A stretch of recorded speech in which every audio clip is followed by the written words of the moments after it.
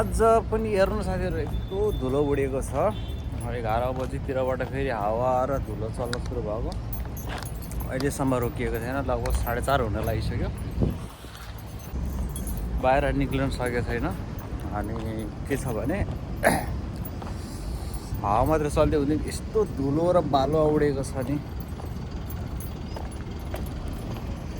बाहिर अवस्था हेर्नु भने यस्तो बिजोग छ धुलो उडेर। मेरो गाडीहरू नै खत्तम धुलै धुलो भएको छ।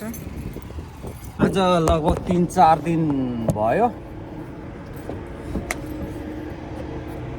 के अरे, लगभग 11-12 बजेपछि हावा चल्ने, धुलो उड्ने। त्यो कहिलेसम्म फेरि हावा चलेर अलिक चिसो अलिकति भइदियो हुन्थ्यो नि। एकदम गर्मी ताता हावा चलेको छ, त्यही माथि गर्मी यस्तो छ। अनि कसरी बाहिर मान्छेले काम गर्न सकिन्छ क्या। गाडीमा त एसी छ, ठिकै हुन्छ। अहिले यस्तो तातो छ, घरिघरि एसीले पनि कामै गर्दैन। किनभने अहिले एकदम नेपालतिर पनि हावाहुरीको सिजन छ है।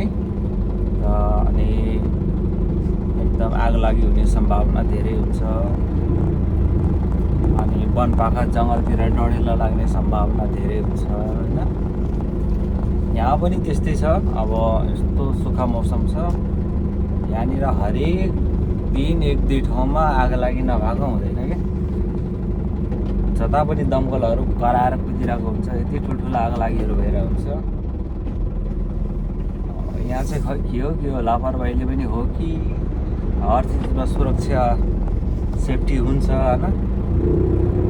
तर पनि खै यहाँ पनि आगलागी नभएको चाहिँ प्राय दिनै जस्तो हुँदैन क्या। त्यसपछि म दायाँ बायाँ नहेरिकन सरासर कम्पनीतिर लागेँ।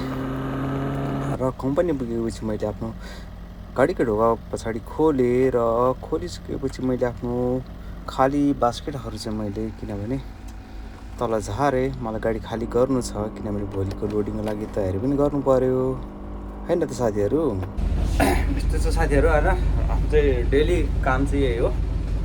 बिहान जाऊ, काम गर, मार्केट भिजिट गर, सामानहरू डेलिभरी गर, आऊ। बाँकी भएको सामानलाई यताउता एडजस्ट गर, तरतिब गऱ्यो यताउता। अनि खाली सामान बास्केटहरूलाई चाहिँ, खाली फ्याटहरूलाई चाहिँ तल झाऱ्यो। यस्तै छ। अनि हिसाब बुझायो अनि रुमतिर गयो। फेरि एक दिन छोडेर लोडिङ हुन्छ। लोडिङको बेलामा चाहिँ टाइम लाग्छ, किनभने लोडिङको टाइममा चाहिँ अब गर्मी पनि छ होइन। अनि आफैले लोडिङ गर्नुपर्छ क्या। यो ड्राइभर भन्नु मात्रै हो, खास सबै हेल्पर काम, यो लेबर काम सब आफैले गर्नुपर्ने। एकदम गाह्रो छ यो काम गर्नलाई।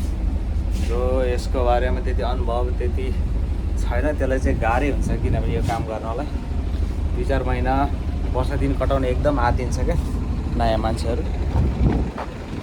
त्यस्तो छ होइन। आजको मौसम पनि त्यस्तै छ, धुलो छ एक त। ल हाम्रो कम्पनीमा रेडी भइसक्यो होइन। अनि अहिले त त्यति सञ्चालनमा आएको छैन, किनभने यहाँ चाहिँ त्यो खाली देखेको ठाउँमा चाहिँ त्यहाँ लिफ्ट हाल्ने बाँकी छ। त्यहाँ चाहिँ टेलर आउँछ, त्यसको लागि तयारी भएको छैन। त्यो कारणले पनि यो लोडिङहरू चाहिँ अहिले बाहिरै गर्ने भइरहेको छ। अनि गाडीहरू हाम्रो यो गाडी सबै यतै पार्किङ हुन्छ भने हाम्रो क्रेडिटहरू चाहिँ खासै यता पार्किङ गर्नु पर्दैन, तलै लानु पाइन्छ क्या अरे। त्यस्तै छ। अनि हजुरहरूको दिन के कस्तो रह्यो होइन, सुनाउनुहोस्। शुभ दिन रहोस्। Okay, good by.